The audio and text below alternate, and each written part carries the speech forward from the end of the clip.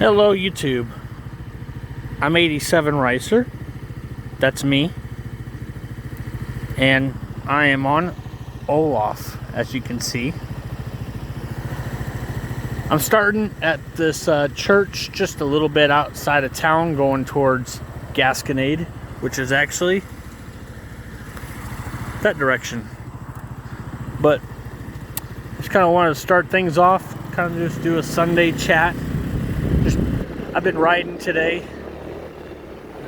I mean, I do a lot of riding while I can, when I can, because I'm a two-wheel junkie. Motorcycles, mopeds, they're my drug of choice.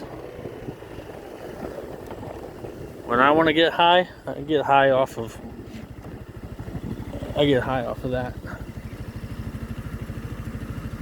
Pretty cross. So I'm gonna take you down Adam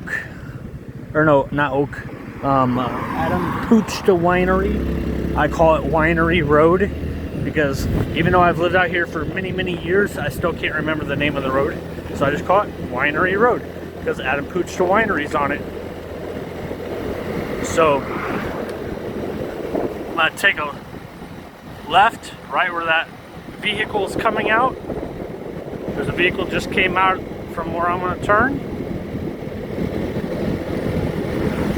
Now, a few weeks ago, I'm talking by maybe a month ago, I did a video of I was showing you all the locations where they actually filmed a Christmas vintage. Adam Puchta. Anyways, I showed you the locations where they filmed a Christmas vintage movie back last December. They were out here for just about a whole month filming at locations, and Adam Puchta was one of them. I'm going to be turning the phone a lot, so if my voice fades in and out, it's because I'm just kind of showing you some scenery.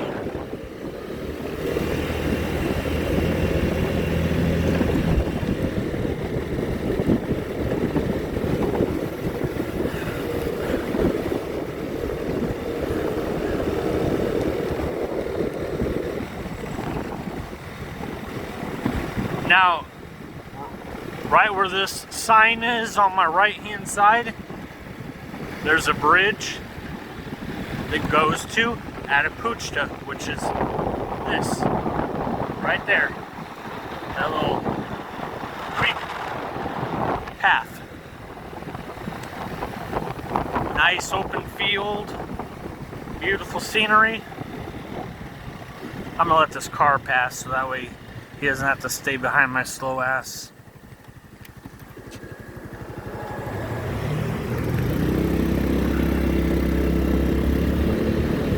Because I just want to cruise around. I'm just going to take my time. No reason for them to get stuck behind me.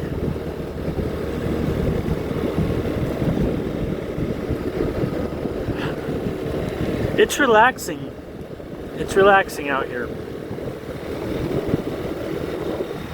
I've been very fortunate that with these last 2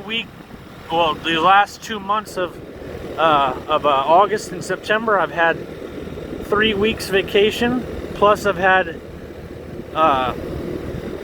basically some more time off, and I'm not complaining. I love time, man. I loved having time off.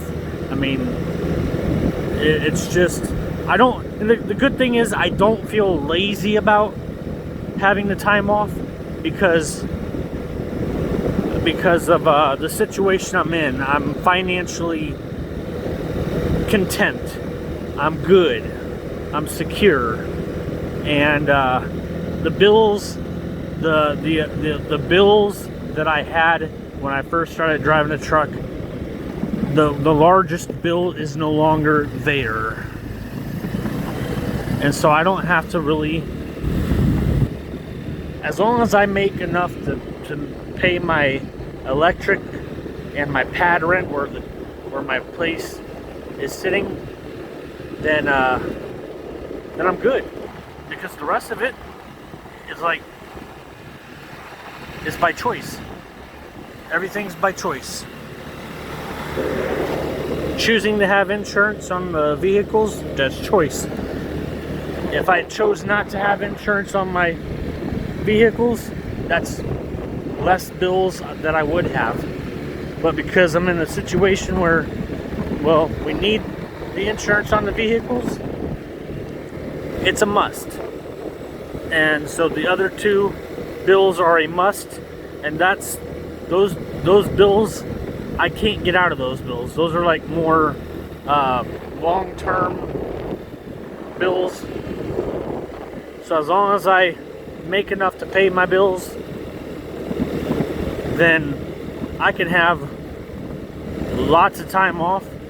And the company that I drive for, they don't treat me wrong. They've done me right. They've always done me right. They've always been well to me. They've treated me great as a company driver.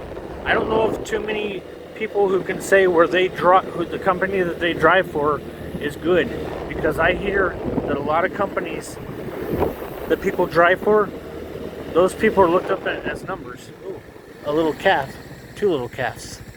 Look at that. Oh, you're gonna run away. There's one right there too. One just ran away. See? He's gonna get up.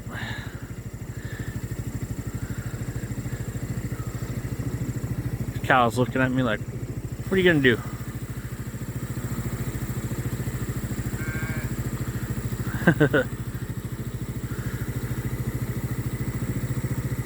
fresh baby cattle or calves.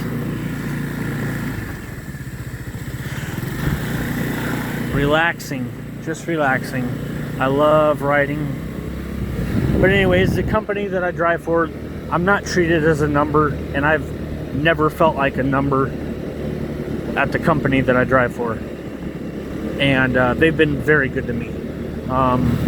But every winter I go through this phase of I don't want to drive because it's winter, and when you think about it, even though they may not call for ice, snow is ice. So when they say there's going to be snow, that's ice. To me, that's ice. Because when the snow hits the ground, if it's not melting right away, what does stick to the ground, if it's freezing at night, after a day of melting, that snow turns to ice. So every time I hear the word snow, I go into freak panic attack, and I don't want to drive because I hate driving in the snow. I hate it. Absolutely hate it. The truck is either going to be an advantage and it's going to weigh me down and keep me going, or I'm going to become a massive sled that's out of control. And that's the biggest fears. I don't want to be that way. And there's a lot of truck drivers who think the same thing. And a lot of it comes down to, like, when it's snowing, if the speed limit's 70, my truck's pegged at 68. I can't go any faster than 68. It is maxed at 68 because they got it governed. So if it's 70 outside, or 70 on the interstate, and it's snowing, guess what my happy ass is doing? I'm doing 45. Yep, I'm doing 45. Bare minimum. I might even be doing less depending on how bad it is. But I'm usually doing about 45. And luckily, by the grace of God, I've never had an issue over the road being a truck driver in the snow. But I know a lot of people who I get stories from my families all the time. Be careful, there's a truck wreck on the interstate, and I see that, a massive pile up because of snow. And I've just been blessed that I haven't had anything wrong, that nothing's happened. And I mean, it really takes a lot of, it really does. I'm white knuckling the motherfucker every time I go out driving in the snow, or when I know that snows abound. And so it fears me. I have fear, and I don't want to drive in the snow. So I know it's coming though. We're in September, October.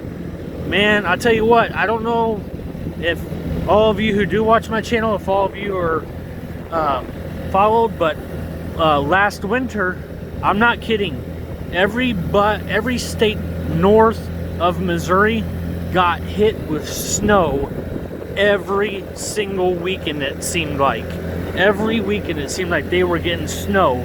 They were on the course of a snow path, or they were getting hit with blizzards, and it was almost every weekend or every other weekend all winter long.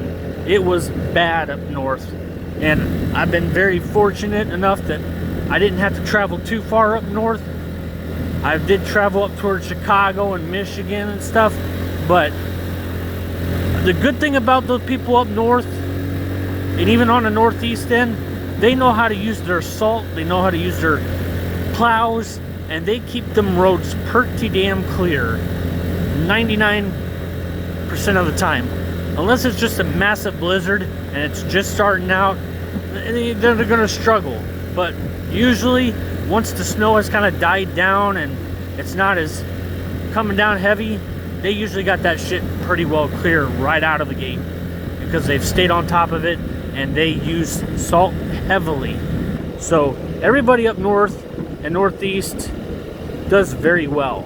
I could see why the west half of the US I could see why they have struggles keeping the snow off the interstates, because like going through Kansas and I-80 along Iowa, going through like Utah, they have a hard time because there are no trees out there. There's nothing to kind of barricade that snow back off the highways. So they have a hard time. I seen more tire chain requirements going west than I ever have going northeast. Only out west I've seen tire chain requirement, tire chain requirement, tire chain requirement. And that is enough to make me realize out west of Kansas City, oh, it's just asking for trouble. So I made it to the end of this road, the end of Winery Road.